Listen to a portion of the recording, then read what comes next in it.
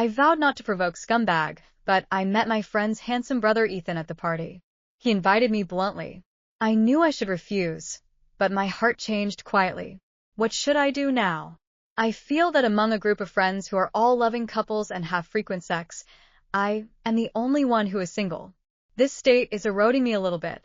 At every party, watching them naturally hold hands, snuggle up, share jokes that only each other can understand, and even inadvertently reveal intimate eyes like small thorns in my heart.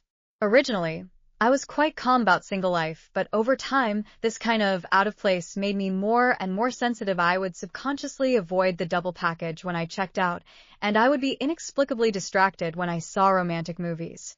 Even when I brushed the anniversary gifts from my friends late at night, I couldn't help reflecting, is there really something wrong with me? This kind of atmosphere is like an invisible net, which makes me feel that maybe it is really time to find the right person. Not that I'm really looking. After all I've been through, I've promised myself I'd never date any jerks or playboys again. But the problem happened just then, or more accurately, the problem came to you. Ben's brother, Ethan, walked into Zoe and Ben's apartment at one of our parties. The party was nothing more than a drink and a chat and catch up. I hadn't heard much from him before, except that he was in charge of the London branch and was coming back. Anna should have reminded me that he was that kind of person. Just looking at it, I concluded that he was the kind of charming wolf king in my mouth. This is my own word, corresponding to Prince Charming. In my opinion, Prince Charming is the type I don't want but maybe should want. But I have always felt that Prince Charming is too perfect to make people feel boring. As soon as he entered the door, his own aura grabbed my eyes. I could even feel my breathing paused for half a beat, my heartbeat missed an inexplicable beat, and my mind began to trace his outline uncontrollably. Even my fingers were quietly clenched. And the charismatic Wolf King is my ideal type. He will be crazy with you, rudely possession of you, but with a charming side, the rest of the time to spoil you into a princess. I have outlined the appearance of this kind of person in my heart countless times, but I never thought that there would really be a person who accurately stepped on all the standards, but reason warned me in my ear. The more people who conform to fantasy, the more likely they are to hide traps. That's what the tall, broad-shouldered man with dark blonde hair gave me when he walked into the room. It was clearly Saturday, but he was wearing a suit, both elegant and extraordinary, but also with a rebellious masculinity. Charming wolf, I whispered to Anna as she and I approached the crowd to greet him. My best friend Anna may be the main reason why I have been obsessed with the idea of finding the right person. It's not that she's pushing me to find it, it's purely because she's married to Will, the sexiest, most charming former athlete I've ever met, tattooed and nerdy in his bones. The two of them are a match made in heaven. I've also been urging both of them to donate some of Will's DNA to me so that I can come out one by one in the lab. I always say that there is only one Will in the world, which is too unfair. Anna literally won the jackpot, and of course, so did Will. According to Will, it's scum charismatic guys, she whispered back to me. My smile froze in an instant. Not that I would judge without knowing it, I never do this, and as a qualified scientist, I hate stereotypes and labeling, but any smart woman would be vigilant when she hears such comments. I've been trying to avoid all the playboys, jerks, and love players in New York in recent months. I finished my last sip of beer, leaned forward, and put the bottle on the coffee table when it was my turn to say hello to the man with the striking light brown eyes. Even though I was wearing high heels, he was still a full 20 centimeters taller than me. He smiled at me, revealing a neat white tooth. The smile was somewhat casual, but it was particularly seductive. I forced myself to smile calmly, my fingers a little stiff, but my heart was like a deer bumping around. I could even smell the faint scent of wood on his body, mixed with a trace of alcohol, which made people dizzy inexplicably. Damn. He's a real handsome mess. I didn't even dare to look at him again, for fear that my eyes would reveal the untimely heart, but the corner of my eye couldn't help following his figure, even the little gesture of raising his hand to tidy his cuffs. I blinked, trying to wake up from this trance. Nice to meet you, Ethan. I'm Ellie. Welcome back to New York. I held out my hand, my fingertips slightly cold, my heart beating like I was about to pop out of my chest. I prayed to myself that my voice would sound calm enough not to reveal my panic. I deliberately ignored the throb and the trembling that spread down my spine. In that shudder, there was tension, resistance, and a trace of expectation that he didn't even want to admit. Perhaps it is because everyone looks at us with a strange look of expectation, as if something is clamoring. There are finally two single people in the room, and I am no longer the only one. This kind of gaze makes me uncomfortable all over. I can't wait to find a crack in the ground. Nice to meet you, Ellie. He shook my hand strongly.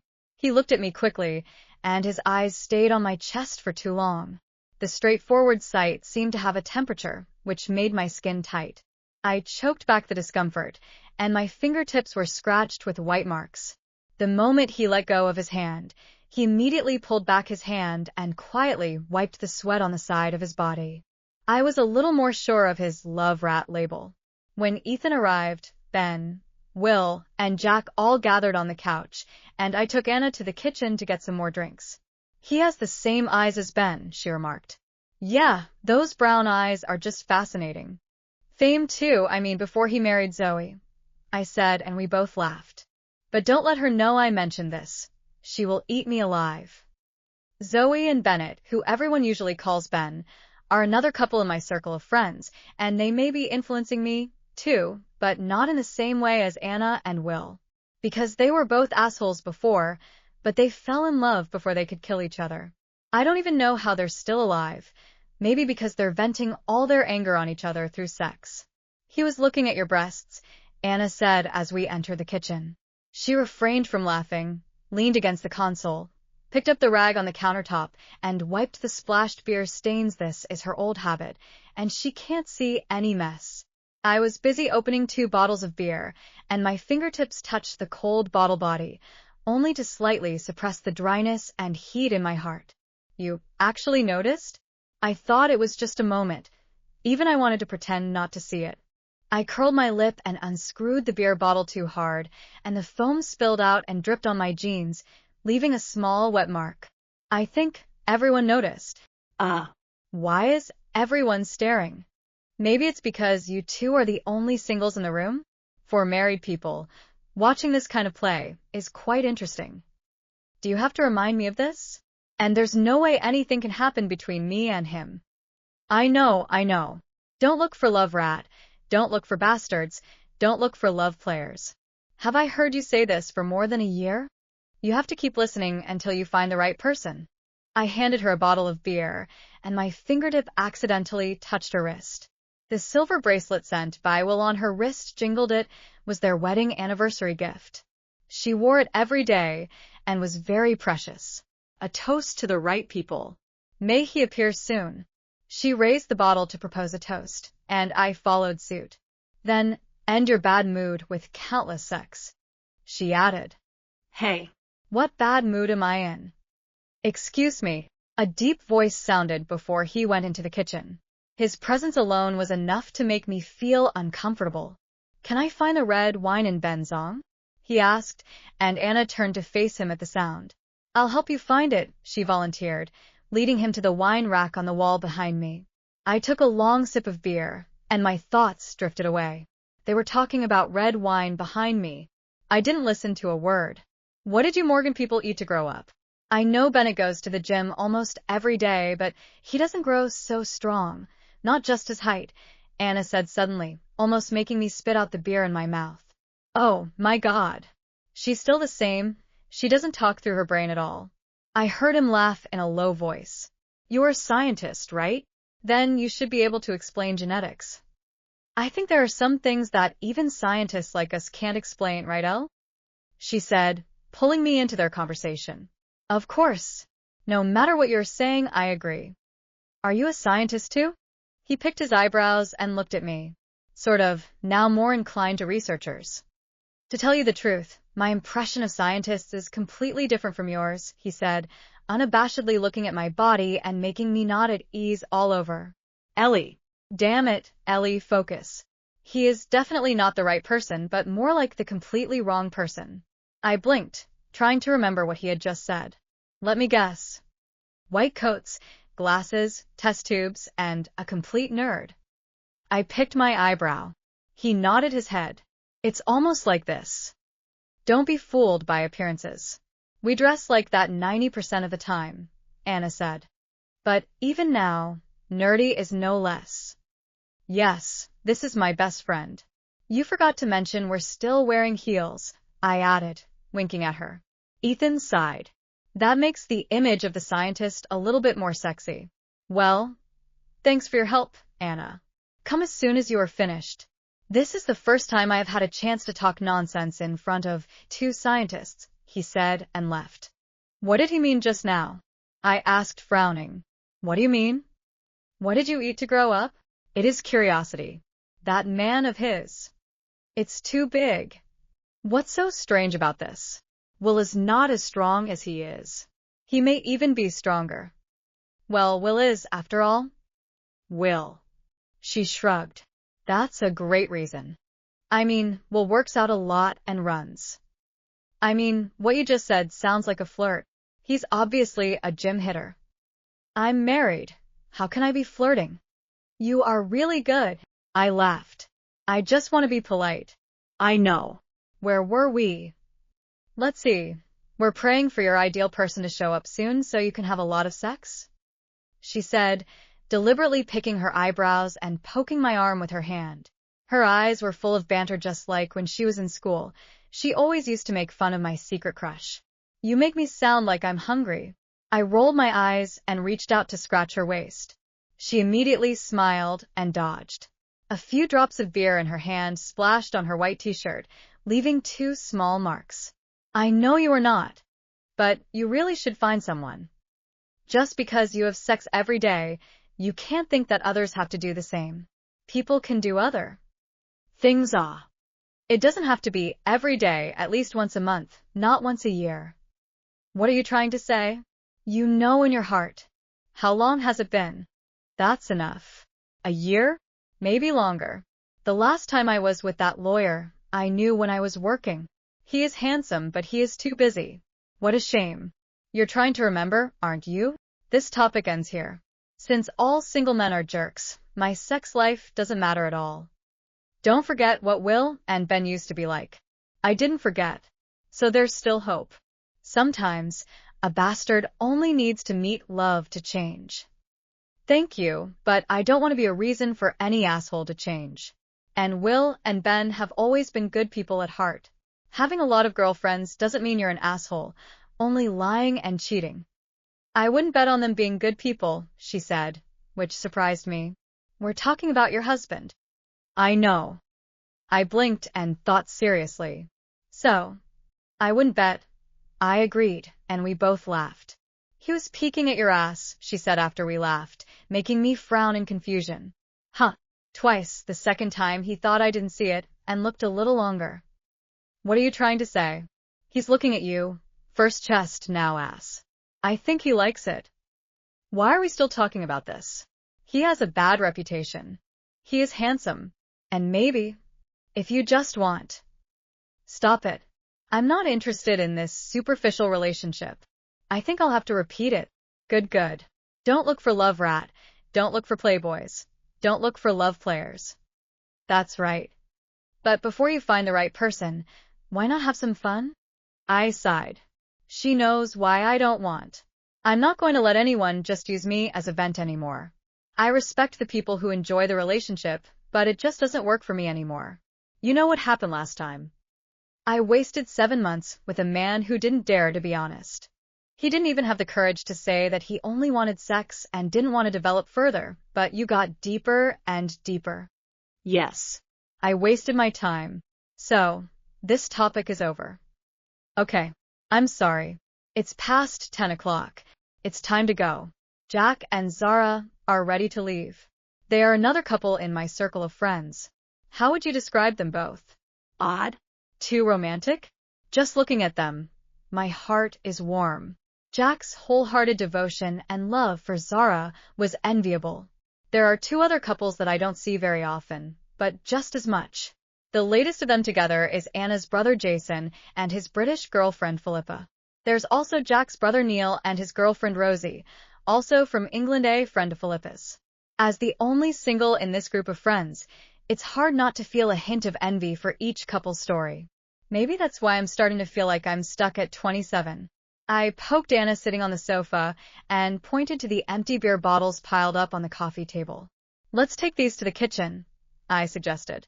Don't bother, Zoe said, slightly drunk, leaning into her husband Ben's arms and sitting on the sofa in front of us. Don't worry, we'll clean up, Ben added. Don't be so polite. We both know you're not such a nice person in your bones, I said, making everyone laugh. Let me help you, said Ethan, standing up. Anna can figure out how to get well home, he quipped. I nodded and stood up. I'm all right. You'll know when you run tomorrow. Will grinned, pulling Anna closer. I still have a lot of energy to vent tonight, he hinted. Oh my God, I whispered, picking up 4 bottles, 2 in each hand. As I walked to the kitchen, both Zoe and Ben laughed, and I could hear Ethan following me, which made me uncomfortable. I really don't want to witness the foreplay of 2 couples. Are you sure it's a good idea to run with Will tomorrow? He's literally a motion machine. I try to find a topic, trying to avoid an awkward silence, as I place the bottle on the kitchen console. Not the first time. I've known Will for years.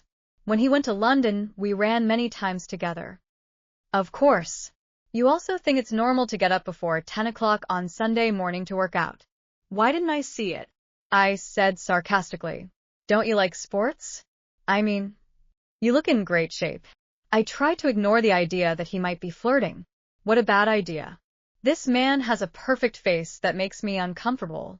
The lines of his chin seemed to have been carved by God's own hands. I looked away, busily arranging the bottles he had placed on the operating table, placing them in a row with mine. I understand. So, you don't mind doing a little cardio after 10 o'clock? He asked, his voice a little deeper than before, with a hint of imperceptible hoarseness. His eyes were firmly locked on me, burning as if to melt me, but he deliberately kept a little distance and didn't dare to get too close. I don't think so. Great, because it's almost 11 o'clock now. As he said, the Adam's apple rolled obviously. His eyes were full of undisguised desire, but he forced restraint and did not make any more out-of-the-box actions as if he was trying to endure something, afraid of scaring me, and couldn't help but want to test my bottom line. What? I looked up at him. My mind was blank. I didn't understand what he meant. I almost didn't hold the beer bottle in my hand. The cold bottle body made my palm ache, and I barely maintained a trace of sobriety. Looks like we're the only 2 people here who won't be having sex tonight. I don't think I'm keeping up with your do aerobics after 10 o'clock, but you'll get used to it. After all, it is common for all my friends around me to get married. You really don't understand what I mean? He had a sly smile on his face. Should I understand? Maybe it's the alcohol. You said you didn't mind doing cardio after 10? It's almost 11 o'clock now. I have an idea. We can do some aerobic together, he said word by word, each word with a strong hint. The hunger in his eyes can no longer be hidden, but still restrained his movements, just leaning slightly and not getting closer. But I blinked and finally reacted. My brain exploded with a buzz. Wait. You are in. I opened my mouth and my voice trembled. I didn't know whether to be angry or flustered. We've only known each other for less than 2 hours, and he dares to say such a thing?